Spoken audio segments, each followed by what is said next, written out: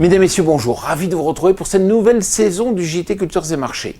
Alors, nous commencerons cette émission en évoquant le chiffre de production de maïs aux États-Unis qui a surpris l'ensemble du marché.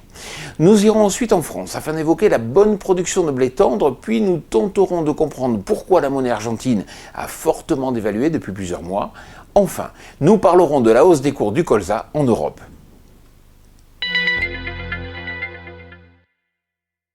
La saga américaine qui a animé le marché du maïs aura pris une tournure inattendue. Rappelez-vous, les inondations ont perturbé les semis, obligeant les farmers à retarder les travaux des champs.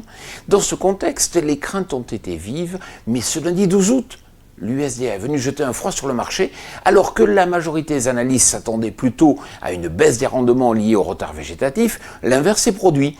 En effet, le ministère de l'Agriculture américain estime que le rendement moyen en maïs sera, écoutez bien, de 10,6 tonnes par hectare. La production ainsi projetée serait à plus de 353 millions de tonnes, ce qui alourdit les stocks du pays. Cette surprise aura entraîné une chute vertigineuse des prix outre-Atlantique, en témoignent les moins 9% enregistrés en seulement une semaine.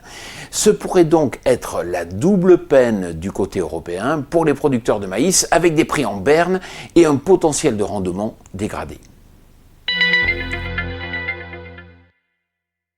Les prix sont bas, on va essayer de prendre un petit peu de recul pour mieux comprendre. La moisson 2019 aura suscité des craintes après l'épisode de sec de fin de cycle en blé, mais au final, plus de peur que de mal. Pour cause, la production française de blé tendre avoisine les 39 millions de tonnes, soit la deuxième meilleure récolte de ces 10 dernières années, après le record bien sûr de 2015. La qualité est aussi au rendez-vous, ce qui permettra de satisfaire nos clients locaux et aussi nos acheteurs internationaux. Pour autant, la France n'est pas la seule à réaliser une bonne récolte, puisque, en plus de l'ensemble des pays européens, les producteurs ukrainiens ont également connu une année satisfaisante. Dans ce contexte d'offres confortables, les prix n'ont d'autre choix que de chuter. Ainsi, depuis le 1er juillet, donc le début de la récolte, la tonne de blé à Rouen a perdu 14 € par tonne.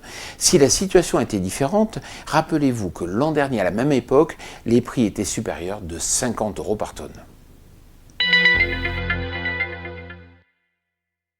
À quelques mois des élections présidentielles en Argentine, les incertitudes planent alors que le président sortant, Mauricio Macri, a peu de chances de se faire élire. Dans ce contexte, les investisseurs ne savent plus sur quel pied danser, ce qui entraîne, bien évidemment, une chute de la monnaie locale. Depuis début janvier, le peso argentin s'est dévalué de plus de 30% par rapport au dollar, ce qui est colossal. Cette baisse n'est pas de bon augure pour les opérateurs français puisque l'origine sud-américaine va de ce fait gagner en compétitivité et nous concurrencer sur des marchés comme l'Algérie. 380 € la tonne, c'est le prix qu'a franchi le colza cette semaine pour la première fois depuis un an. Le marché profite de la hausse des cours des huiles et de la très faible récolte en Union européenne qui pourrait passer sous la barre des 17 millions de tonnes. En revanche, il faudra être prudent car l'écart de prix entre le canola canadien est déjà très élevé, peut-être même trop élevé à 75 € par tonne. Une telle différence pourrait inciter bon nombre d'opérateurs européens à importer, ce qui devrait limiter la hausse des cours à moyen terme. Voilà, j'ai été très heureux de vous retrouver avec notre rythme hebdomadaire pour vous expliquer un peu chaque semaine l'évolution des cours et marchés. Alors, comme je vous le dis, si vous recevez un email qui vous informe de la mise en ligne de ce JT, aidez-nous en partageant au maximum cet email avec tous vos amis, tous vos collègues. Cela nous aide à mieux faire connaître notre émission. Je vous souhaite une excellente semaine.